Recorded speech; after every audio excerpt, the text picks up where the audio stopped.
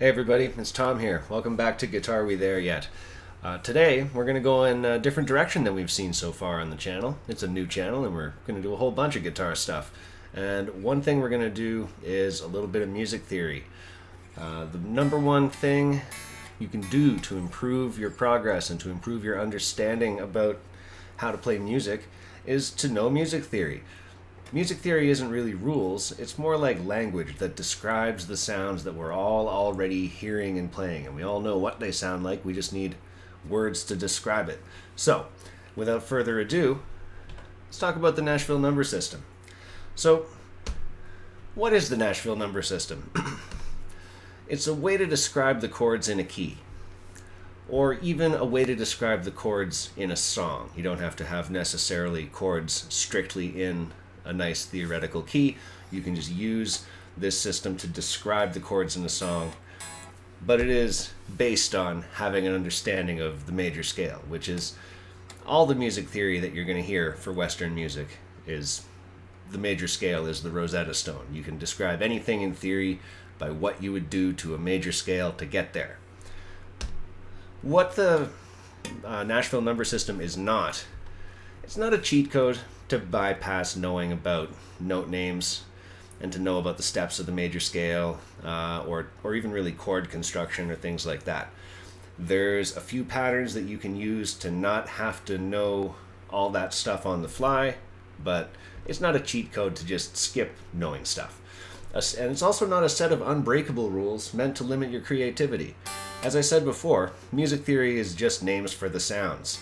And the Nashville number system is still going to be that. And by the end of the video, we will talk about how you can use the system to describe, extra chords, weird chords, not just the chords in the key. However, we got to start by knowing the chords in the key. And to do that, we got to know a little bit about the major scale. And to do that, we got to know a little bit about the names of the notes. So, if you've been living in a mayonnaise jar your whole life, there are 12 unique notes in music. You can see them here, A through G, and most of them carry a sharp after them except for B and E. You could think of it like that's where there's two white keys in a row on the piano, B and C, and also E and F. The black keys, the notes, not the band, are noted as sharps. And this alphabet, as you can see, doesn't have to start at A. I showed it to you at A first, but we could choose any point along this alphabet, and it just repeats over and over. When we get to the end, to G sharp, the end, we just go back to A and continue on. We could do this starting from F sharp or any of the other notes. These 12 notes still run in order no matter what we do. Any of the notes in those 12 can be assigned as the main note, also known as the root or the one. This is important for our Nashville number system because, hey, 1 is a number. Let's remember that for later. So, I've got my notes. We're going to use the key of C for our example today because it's going to give us easy chords to play. But I'll remind us a few times here that this works no matter what the first note is. I should also point out that the sharps can also be referred to as flats. You can see the difference here. If I look at my second note here, it can be called C sharp, or it can be called D flat. It's one higher than C, it's one lower than D. We can use that to describe this guy over here, E flat, or D sharp, and so on and so forth. We're going to stick with sharps because we only need to choose one to write it down today. So, if we're doing the key of C, C is going to be our 1. It's our first note. C is in automatically, and there's no step that you have to take to arrive at C. It's just C is our starting point because that's what we decided today. Now, to form up the notes you need for the major scale, we have to take a whole step to find our next note. So in music, a whole step is movement by 2 semitones. Let's turn my sound on. That, for example, let's do it on a C. A C to a D is a whole step. So if I take a whole step, I'll note that with W. Now D is in my set of notes. If I had taken a half step and got to C sharp, that would be an out of key note. So in the major scale, first thing you do is take a whole step from your root note. Then we take another whole step, and E makes it into our scale. Next we have a half step, and we get F. Now for some of you, you guys may have seen this whole half stuff before, but we want to refresh it specifically before we talk about Nashville numbers, because we're going to need to be aware where there's whole steps and half steps eventually with that. Continuing out the pattern, we take another whole step, we get to G. Another whole step gets us A. Another whole step gets us B. And then a final half step just gives us another C, resolving the scale. So we hear that C at the start, and we hear it at the end. So what we've done here is we've taken whole and half steps starting from some note, and we chose C, and that pattern has yielded us these 7 notes. Now remember, all these steps we took, the wholes, the halves, these would have been the same if we'd assigned a different note to the starting point, if we were in a different key. We have C here. We could have done it with D and it would have looked like this. We could have done it with E and it would have looked like this. The notes that are a whole step away and then a whole step and then a half step are the ones that get selected in. So starting on a different note gives you a different set of notes, plural. Back to our example in C.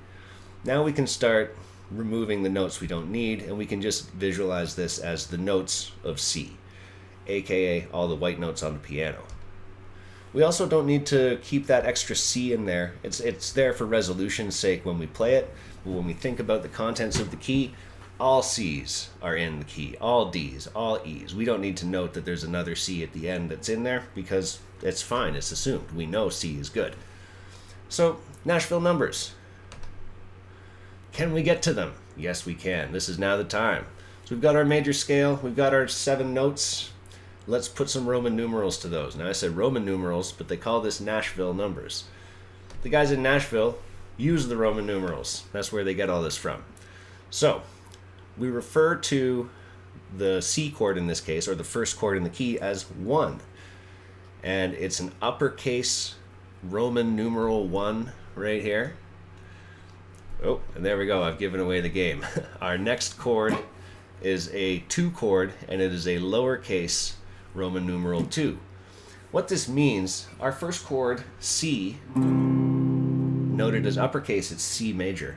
But when we note this next one as lowercase, it's D minor. D minor was just that's the D chord we were going to get if we made a D out of this set of notes. So we have D, F, and A. F sharp is not in our key, so we couldn't have had the regular old D. We've got D minor instead. That's the D we get in this set. So continuing on, the 3 chord is a minor.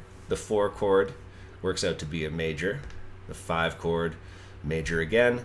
Minor on the 6 chord. And on the last chord, we get something that looks like a bit of a mouthful here. We've got B minor flat 5 and a little symbol down here, this little circle. I couldn't find one with a slash through it. I think that's the official symbol for a half diminished chord, but we don't use this last chord very much. In fact, that's one of the things we find with the Nashville number system, is it shows us where that wonky chord is that doesn't have as nice a harmony as all the other ones around it. But it's a mathematical result of every key.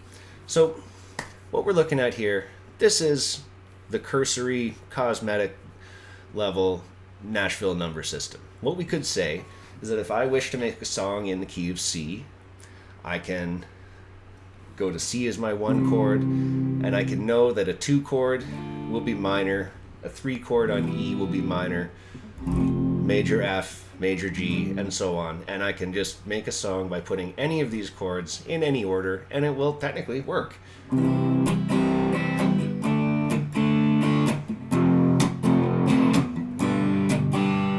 Now there's an art to doing it. You could do it nice, you could do it randomly and chaotically, but the point is, there's no set of chords here that we can pick that's just going to sound like they're from out of the group. These will all sound harmonious together. So, the Nashville number system, at its basic level, shows us how to describe playing in the major key. And you can get away with playing a lot like this. If you go to the open jam, if you go to the blues bar, you get on stage, someone's going to say, hey, this song goes 1, 4, 5, 1 over and over, and you can know that in any key if we're familiar with this system. Now, as I said, I'm going to remind you guys about how this system works outside of the key of C. We would still have the same order of major and minor chords spaced this far apart, no matter what note we started the process from. So if I have my majors and minors here, the 2 chord and the 3 chord, still minor in the key of E. The 4 and the 5, still major. The notes that they have, we have more sharps in this key than we did in the other one. That's because we started at E, and a whole step away from E lands us on a sharp right away. So the bottom line here is going to stay consistent. 1, 4, and 5 are always major in a major key, and they're always the same space apart. 2, 3, and 6 are always minor in the same space apart. The notes themselves could be sharps or flats, depends on where you begin. Here's an example using B flat as the key, just to give you guys the visual to show you that this can represent all keys. B flat would move us to a C minor for its second chord, to a D flat minor for its third, and so on. This is the big one here. This is the usefulness of the Nashville number system, is that numbered progressions sound and feel the same in all different keys. So that's really important. What this means is that a 1, 4, 5 has the same pattern of tension and release in the key of G as it does in any other key, the key of A or D or F sharp. Let's give an example. Here's G, going to C and D. We can hear that it's the home chord. It raises up a bit. Now we got a little tension to resolve, right? Now that was in G. If I do the same thing in the key of A, got my home chord, I got my 4 chord and my 5 chord that goes home. This time it's A, D, and E because I began on A. This pushes my alphabet further down, and 1, 4, 5 still behave like they should. We could see it in the key of D.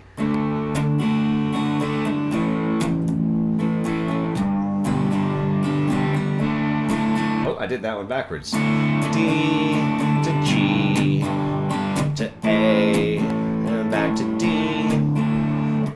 We can even see it physically on the fretboard if we do these as bar chord patterns. Or power chords even. Here's G to the 4 to the 5. If I start that all from A, it's the same exact spacing and placements on the fretboard, just navigated 2 frets up. G, here's A, we do it in C over here, we could do it in F down here. 1, 4, and 5 still behave the same way. So knowing that, the Nashville number system becomes very useful. If you can find your 1 chord on the big string, you can start to play along. All songs have a Nashville formula that you can use to play the song in whatever key you need. So suppose you're a singer-songwriter and you're trying to put your set together and you've got songs that you like to sing, but some of them are hard for you to hit with your particular voice and your guitar abilities or the instrumentation that you might use. Whatever might be causing you not to like the native key of the song that you're trying to do, you can still reduce it to Nashville numbers, put it in another key, and you're off to the races. So there are lots of standard chord progressions that are described by their Nashville numbers. We hear these quite a lot. 1 to 6 to 4 to 5. This is the doo-wop changes, like Last Kiss by Pearl Jam. In the key of G,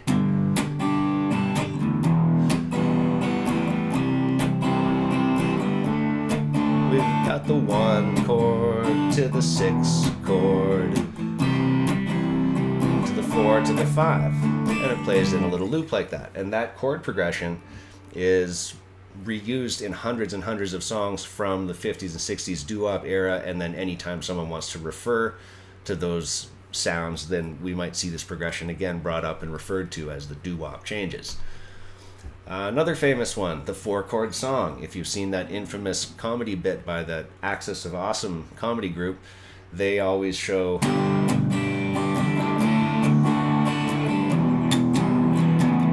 that this progression, 1 to 5 to 6, then 4, this makes a very commonly occurring and easy to locate chord progression in the pop charts. The joke from the video is always that every pop song ever can be played on these chords, and there's several asterisks to that statement, but it is very common pop progression because it contains all the drama of the major key, and it resolves in such a way that it doesn't seem like it's coming to an end like the doo-wop changes do every 4 bars.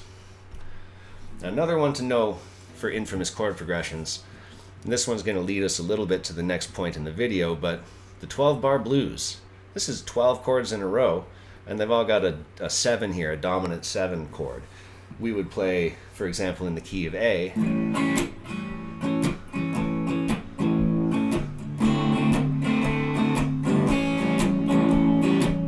We would play the 7 chords over these 12 bars. By the time we get to the end, we've played every blues song ever. This is a longer form progression, but the point is we're not limited only to the basic triads of the major key, and that's what we're going to talk about next. If I need more and different chords than these ones that we get from the entry level of the system, we just need to start looking at what to do to those symbols to show our changes. All you need to do is alter the Nashville number to reflect how to get the new chord. So let's make changes. If I want to change my E chord, my E minor, my 3 chord, I want to do something different with it. If I want to make it, say, an E major, I just think that might sound better in the song today, then I change it. And notice down here, now it's uppercase because it's an E major. So it was minor before, but there's nothing that says we can't just make it major if that's the sound we're trying to play. This is what I mean when I say the system isn't really rules so much as it's a description of what you can do. Let's see another example. If I want to go to E flat, I still have a major chord. It's not E flat minor, so I've got my capitalized 3, but I've got flat written here because remember a few frames back I said we describe every exotic bit of music theory as what would you do to the major scale to get to this change. So if we're in a major key, or we're describing the 3 chord, the royal 3 chord, then making that into a flat, we have to note that we've flatted the whole note E. It's not an E anymore, it's a flat from where you would normally put the 3. So that's the context of doing something like that. If we made that flatted chord minor, then we would make it lowercase, also with the flat denotation. Here I've just gone back to normal because we're going to look at something else. If we want to, we can even go up to the higher complexities of chords, and we just add in the appropriate symbols. So if we go up from triads, we get 7th chords, C major 7, and this little triangle here is the one of a few symbols you can use to show major 7, but triangle after a Roman numeral in Nashville numbers means major 7. D minor 7, we've got it already notes that we have a minor chord. We're just putting that it's also a 7, a minor 7 added on there. Same with E minor 7, F major 7, G 7. So this is a major chord, capitalized V, but with a dominant 7. In this case, it's the flat 7 from the scale. Long story, different video, but we can describe whatever kind of 7th chord we have, including over here, this final chord, B minor 7 flat 5. This one, just to give you guys a taste, that's a B minor 7 flat 5, and you can hear that is a pretty tense chord. It doesn't really sound consonant. It resolves quite nicely to C, because that's really its only job here in the key. That 7th chord in a standard major key is so volatile compared to the others that we typically substitute it for something else or don't play it at all and just find something else to play in the song. That's a generalization, but we're here to make generalizations. with the Nashville system. It makes it simple to describe adding a chord from outside the scale when you use the Nashville system too. Check this out. The famous Beatles chord substitution is to take a generic resolution. So let's say we're on the key of C here. C to F to G, back to C.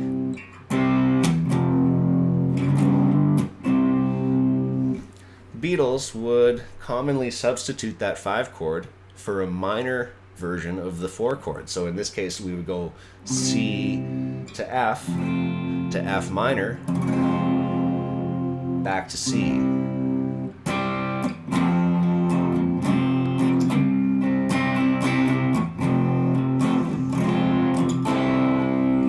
And this gives us, a different flavor in the chord progression. And it's noted easily in Nashville numbers just by saying, yeah, it's a 4 chord, it's still an F, but it's a minor. So this is what we end up with: C, F, F minor, C.